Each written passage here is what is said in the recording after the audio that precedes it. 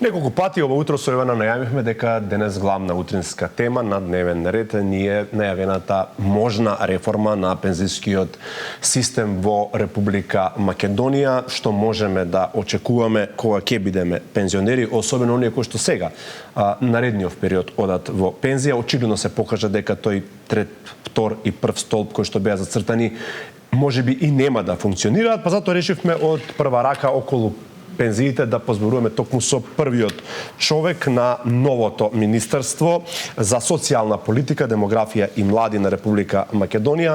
Првиот човек Ѓоко Велковски, министрот е во нашето студио. Добро утро и благодарам што сте во сите.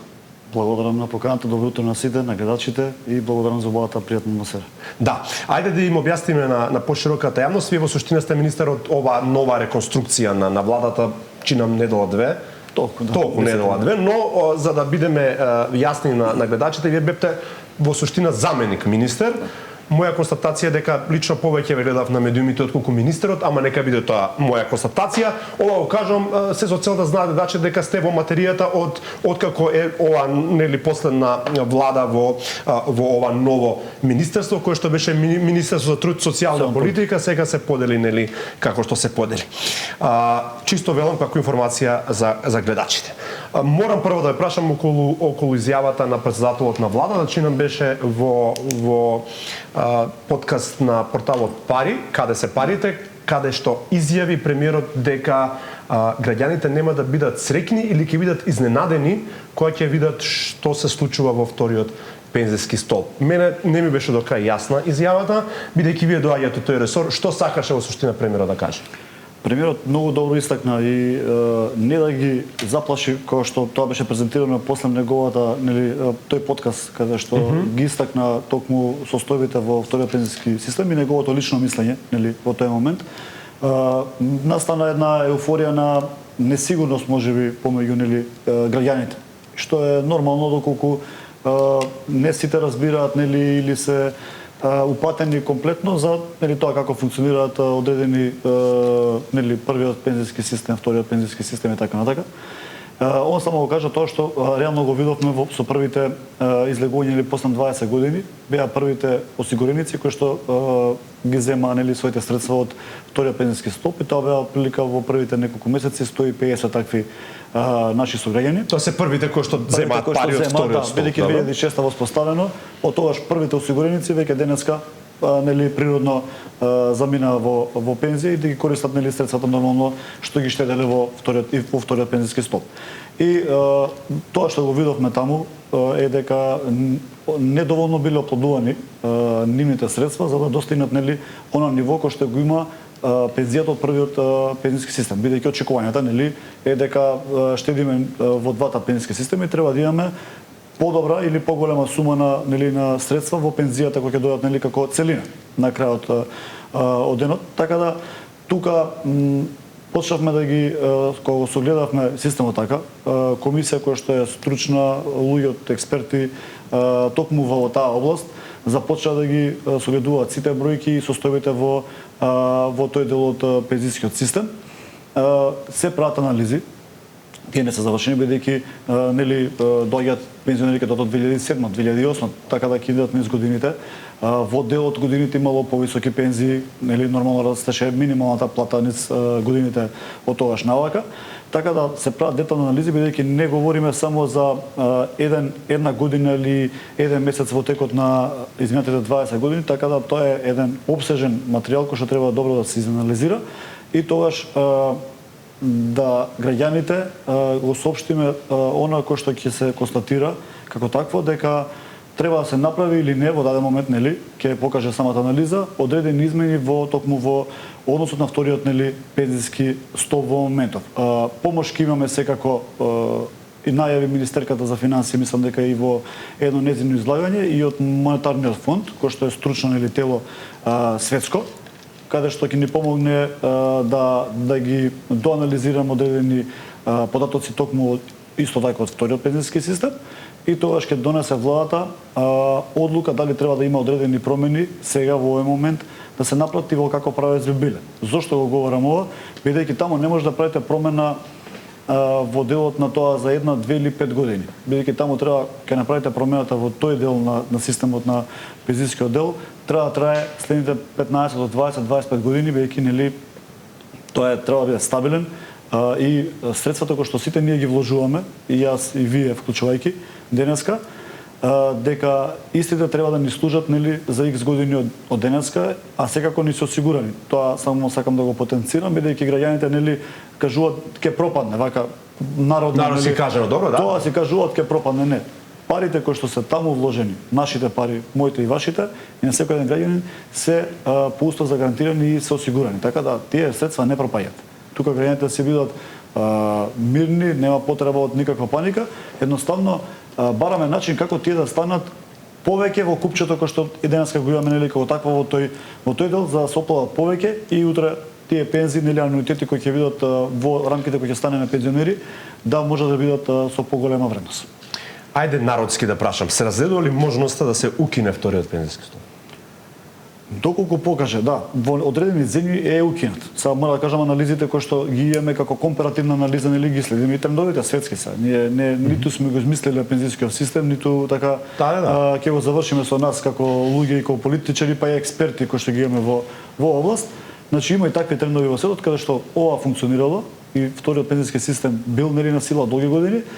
Кога се констатирале одредени вакви аномалии како што денеска сметаме дека можеби ги има, ќе покажат пак ќе речем анализите, можеби ќе се размисли за негово нели укинување или преформулирање во друг правец да овие средства кои што се собирале така на некој начин дали ќе преминат во првиот пензиски систем, во друга форма ќе биде или како ќе бидат анализите и експертската јавност ќе каже, ќе постапуваме согласно само да бидат граѓаните најзадоволни. Тоа е главната цел и поента и на премиерот, владата, секако на министерството нели како водечко во делот на пензискиот систем, да луѓето на крајот од денот имаат повеќе средства кои ќе заменат во пензии. Така да секое размислување отворено во моментот, бидејќи не се завршени анализите, се доста опсежни и имаме и континуирани состаноци со пензискиот фонд, директорот и неговите служби, со другите тела како што е МАП, се така натака, така да сите сме вклучени максимално да сето ова ги осознаеме од секој еден аспект на функционирањето на пензискиот систем. Значи одговорот е да, една од можностите кои што се разгледува е да се укине вториот.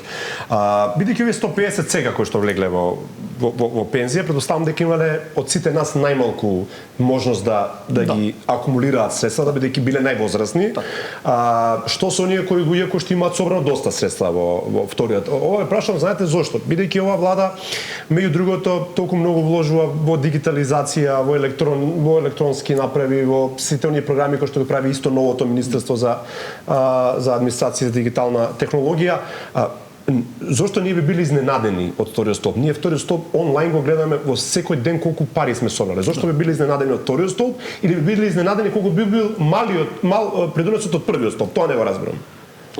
Ако говориме со односот помеѓу двата, бидејќи во првиот интервениравме она што беше за жал многу години пред 2024 година, каде што минималната пензија беше само на 14.000 денари, 14.200, кога нели пред 2 години оваа влада дојде на власт и кога ги анализиравме тогаш првиот пензиски систем, каде што ако остана така и со тој модел на она усогласување март, септември, по 100 денари, 200 денари, знаете како беа реакциите. По системот, да. По системот како што е направен моделот нели на законот.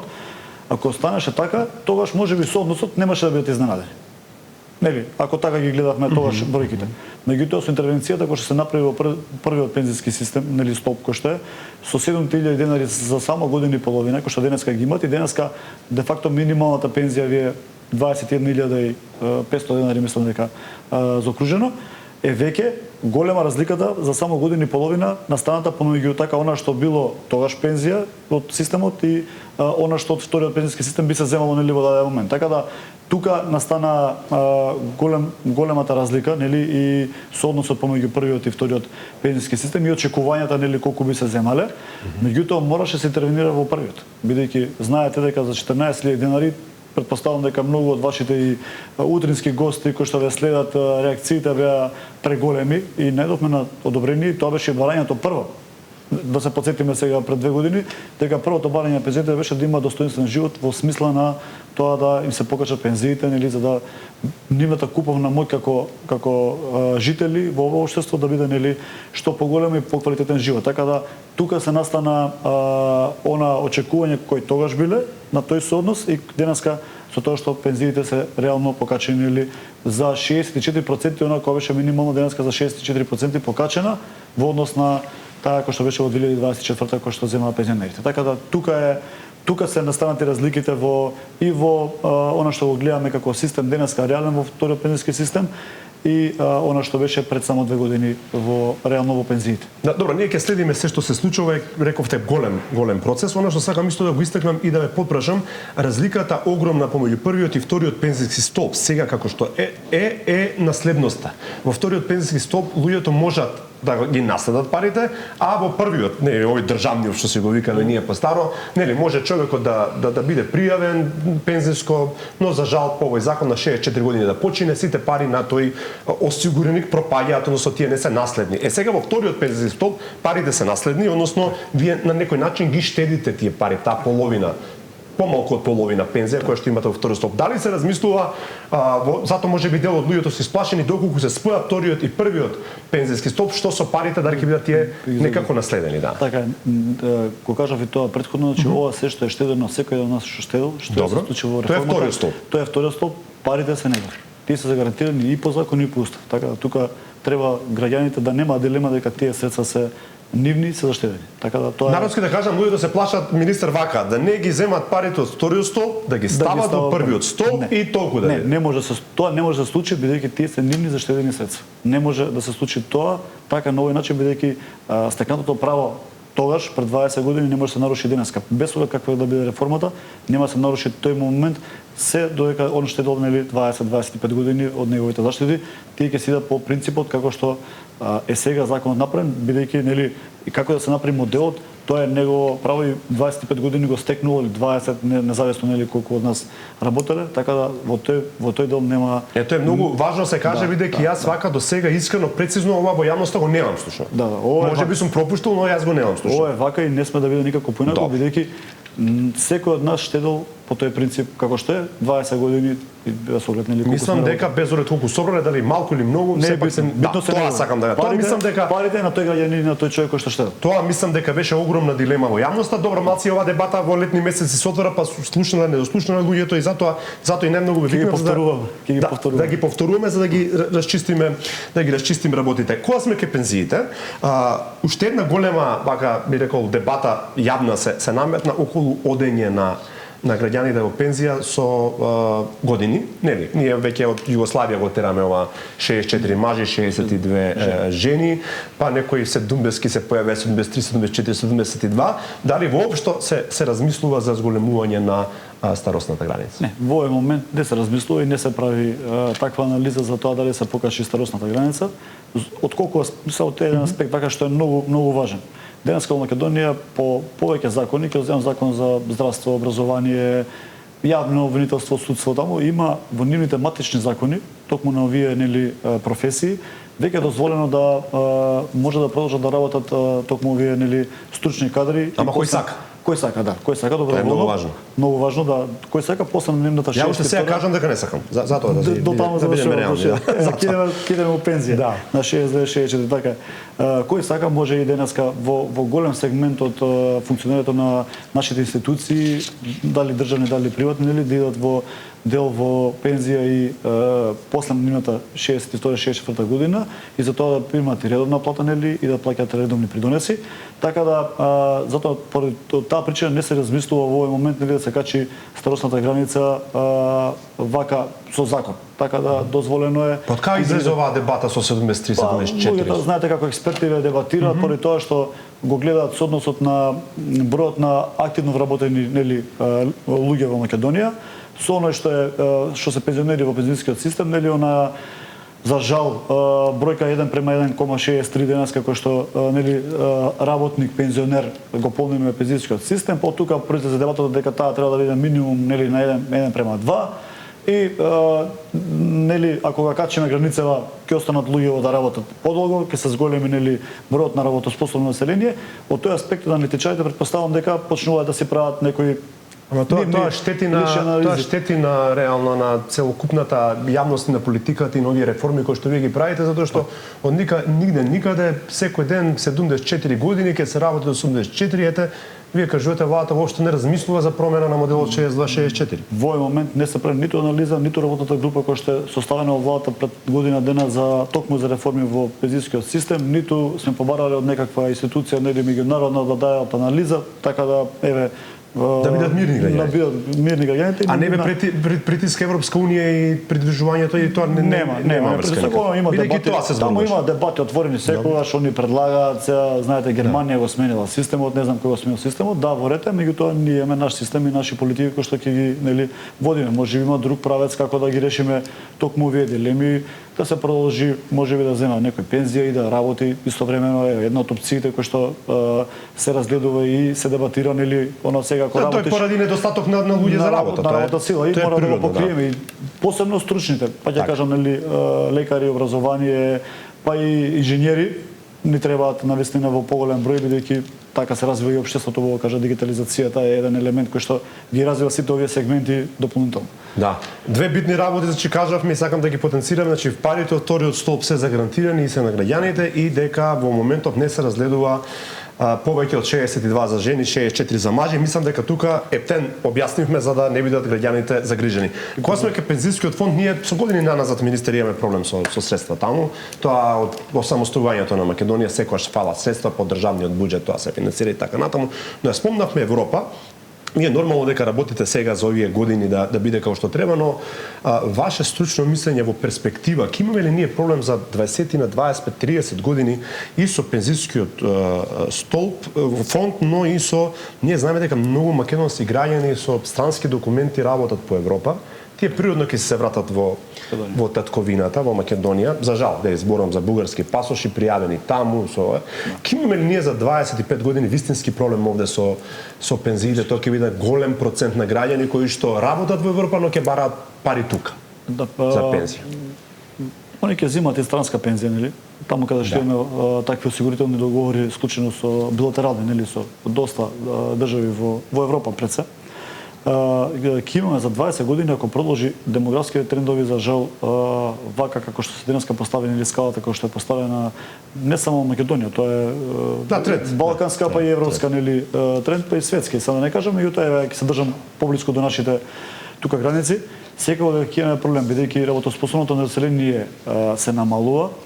Ова кој што е повозрасно ќе отиде нели во пензија и ќе треба тој пензиски систем кој што е поставен на солидарна основа нели денеска да ги исплаќа нели пензиите на сите овие корисници и ќе дојде тој однос кој што пред малку го говоревме нели дека е денеска 1:1,63 пензионер работник да паѓа повеќе и тогаш ако денеска повеќе од 52 отприлика проценти надоместува нели буџетот во дефицитот на пензискиот систем, да тој природно се покачува нели да се надоместува од страна на државата, но се вложуваат тие средства во инвестиции, така натака во образование, не знам во што, да бидат токму за пензиите и тие средства да бидат за нив. Оние кои што ќе работат во странство, доколку нели го исполниле одреден услов и во Македонија имаат одреден број на години на стаж, ќе бидат платени. Тоа е 15, меѓутоа ќе го надоместат тоа во странство, со тоа што тука ќе добиваат нели некоја минимална пензија во Македонија за оние години кои што подработеле тука или биле нели дел од нашиот пензиски систем, така да нема да бидат можеби големо имали страф прекинувам, имали страф бидејќи млади луѓе да тие нема да имаат 15 години, имали опција и истравување дека нема ни овде да го исполнат условот, нема да го исполнат условот ни таму, бидејќи знаете таму и во Европа бараат млади луѓе кои што може да работат. Ќе бидат интересни од 25 до 30, 35 и потоа ќе дојдат некои нови млади луѓе од Македонија и во Германија и во Швајцарија и било каде. Имаме ли страф, дали некој прави воопшто анализа што со тие луѓе кои што ќе немаат ни овде ни таму, чаре? Така е, останува такви има во системот. Има и денеска каде што имаат нели за неколку години тоа постои еден популарен закон постојано докупување на стаж, кој што беше некаков модел кој што функционираше по мене вака се стручно во одреден период и луѓето кои што за жал поради оние стечени постапки кој на времето отварање фабрики на 90-те години, 90-те години останаа за жал куси нели заради тие неплатени стажови, па си ги докупува и тогаш беше популарно. Денеска можеби не е непопуларна мерка како закон да се докупува стажот, подобро да се доработи и тоа е вака во тој правец затоа реков размислувањето е да нема онаа граница, туку доброволно нели да ги доработи уште година-две да придонесе и во пензискиот систем, меѓутоа и за себе како плата и да се земе регуларна нели пензија до оние 15 години доколку може да работи. Има и денеска бројки, социјалната политика министерството ги третира токму и овие доколку нели се на работна сиромаштво имаме социјална сигурност, се вика социјална пензија вака популарно во рамките на самото министерство и тој бекап го правиме токму со таа мерка која што имаме денеска. Не е популарно, нели таа е сепак социјална помош, не е некоја пензија која што нели ќе прима корисникот долготрајно, туку тоа е некој краткотраен начин на решавање на проблемите на тие семејства и индивидуата човекот кој што има таква состојба, меѓутоа ги следиме тие трендови постојано во системот на пензиско сега, посебно каде што се дигитализира тој систем, повеќе нема оние хартиени папки во голем дел, гледаме да ги рачистиме комплетно и да биде се дигитализирано, да можеме буквално со еден матичен број откуцување да ги видиме состојбите на секој еден осигуреник, нели во даден момент да нема и злоупотреби, меѓутоа и секако да се прават вакви анализи многу побрзо, за да знаеме идни политики кои ќе се носат да бидат попрецизни, бидејќи ако немате бројка, нели што сакате, не може да носите политика, бидејќи секоја политика бара финансиски средства нели на крајот од денот да се бидат одвоени. Можам да заклучам дека е вистински предизвик да се работи на овие теми и секоја ви чест, предоставам дека е голем тимот, ама е навистина предизвик кога сме кај тие промени, можеби треба да се размислува и од аспект на да секој осигуреник може во реално дадено време да види колку докаде стасал со пензијата, со некоја алатка, пример направил 15 години, не му се работи повеќе, може ќе се задоволи со помалку. Тоа затоа ги дигитализираме, за да може на тој начин да се пресметуваат многу полесно. Сега не може, треба да направи пресметка човек во пензискиот фонд, каде што нереално доколку не замените формулата се менува. Инфлациите се менува, така да нереално ако ти пресметка денес. Апликација и ќе биде многу поедноставно. Да. Бидејќи вие сте министер за социјална политика, демографија и млади во тоа ново министерство, малце сакам и за старските домови да правиме момент. Демографијата ја спомнавме, промените ги гледаме. Има ли план, доста се отвараат, да речам, и за пофалба се приватни старски домови кои што нудат малце поскапи услуги, но дали државата не прави некаков план во однос на сместување на стари лица, апропо ова дека нивните синови керки често и заминуваат или во главниот град или за жал надвор од Македонија. Така е, кога седнавме пред 2 години и како заменик министер, веднаш влеговме во анализа на тоа дека притисокот на сместување за повозрастните категорија на граѓани кај нас е се поголема. Порано традиционално нели се чува баба, дедо седеат дома и се чува нели од страна на татко, мајка и внуците. Така да денеска повеќе не е тренд за жал. Тоа се напуштено и како момент на семејство, меѓутоа и оние заминувања секако се голем притисок. Поради тоа одлучивме како влада и веќе имаме 2 старски дома. За прв пат после 45 години таму кога бил изграден последниот старски дом државен, говорам, да веќе 2 се во почетна фаза, а тоа е Кавадарци каде што завршува постапката земна налавка од страна на министерството кој што беше распишена, да таму започнеме со изградба на еден старски дом и Кочани веќе сме склучени договорот и сме пред камен темелник буквално да се постави. Капацитети колку имате? Воедниот е во Кавадарци е од 75, па потоа со можност за проширување до 100 корисници, а во Кочани е малку поголем, тоа е негде околу 120 корисници. Во прв момент потоа има и втора фаза и таму, така да можности да се прошируваат секако, нели. Сега да кажете кога се први државни што се градат воопшто во Македонија. Воопшто во Македонија, до сега постоеше Платник во Прилеп, Сјурајдер во Битола, овој што е во Куманово, Зафир Сајто, 13 ноември кој што е многу. Тоа се наследени од поранешната да се значи објекти кои што се наследени од претходно. Така да само се можеби обновени, реновирани и толку повеќе не бил направен старски дом во Македонија се до овој момент каде што овие 2 се веќе ги најавив и други имаме веќе во најава каде што документацијата се припрема и проектна и да се распишат постапки. Може да најавите кои се у план, бидејќи Кавадарци и Кочани се во реализација, а Крива Паланка е веќе во програмата влезено како таква, таму е со малку помал капацитет, меѓутоа ќе задоволиме секое место е добро дојдено, така е. Берово е повторно, таму имаме еден, меѓутоа се заинтересирани, веќе разговаравме со градоначалникот да ги почнат своите капацитети дополнително за уште еден објект да биде изграден токму таму. Најави имаме и од градоначалникот на Свети Николе кој што спрема проектна документација, така да веќе се припремаат неколку општини за во периодот краток од сега и тие да ги распишеме, да ги тендерираме и да се градат и здравје Боже за 2 години полека веќе овие да збориме веќе за реални капацитети кои што ќе примат повеќе од 500 или 600 наши граѓани. Приватните за жал се со многу можеби подобри услови. Добро да ги има, секој бира. Добро да ги има. Се малце поскапи, тоа е факт дека се поскапи таму. Колку е таму просечна? 500-600 евра. Просекот кој што го дава денеска е околу 600 евра, можеби нешто што е поевтино и стигаат отприлика нека 800 и 900 евра за оние кои што. А во државните домови со колку се учествува во просек? Таму е многу помал, денот го пресметуваат за негде отприлика по ден, нели во отприлика по 200-250 денари по ден за корисникот, така да таму е многу се поевтини условите и цените и зависно дали нели гериатриски дел или не, така да варира нели цената, меѓутоа се многу поевтини. Значи може и со сака да кажам дека со минимална пензија може 15 денари пензија се дури да остане нешто може, да. Покрива, да, секако имате некои трошоци лични, така да таму е за доброто на сите граѓани е многу подобро. Добро, вие сте одговорни, вака ресоров е многу поголем и за градинки, беве и семено насос, но јас сакав да се задржам тука повеќе околу пензионерите. Здравје Боже, од септември повторно ќе ни дојдете, па ги пофатиме овие други теми со оглед на тоа дека културниската програма гледа и повозрасна публика, затоа толку јас инсистирам на овие прашања и знам што ги, нели, со секојдневни јавувања, знам што ги мачи, што ги така мачи граѓаните. Ова е премногу оптимистички што го кажувате, особено на старските домови, мене ми е наистина многу драго што тоа така функционира, затоа што на крајот од денот тие наши сограѓани ја направиле оваа држава, нели не направиле нас и навистина треба да се посвети внимание.